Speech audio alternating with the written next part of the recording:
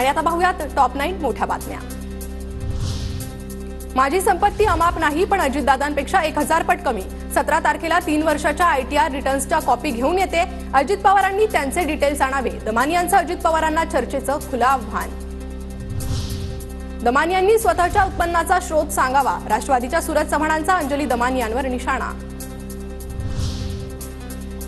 SEBI अध्यक्ष माधवी पुरी बुच यांचा Adani offshore संस्थेत हिस्सा म्हणून अदानी मनी सिफनिंग घोटाळ्यात कारवाई नाही। हिंडेनबर्गच्या नवीन अहवालात माहिती।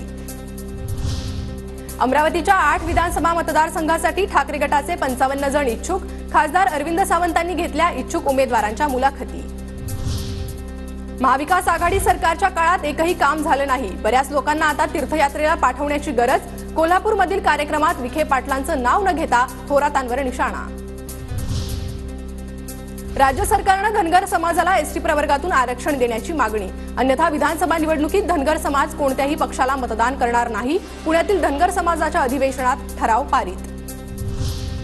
दिल्लीत उद्धव ठाकरेंना कोण विचारतं, त्यांना हिंदी इंग्रजी बोलता येत नाही। उद्धव ठाकरेंचं दिल्लीत काहीच चालत नाही, नारायण राणेंची टीका।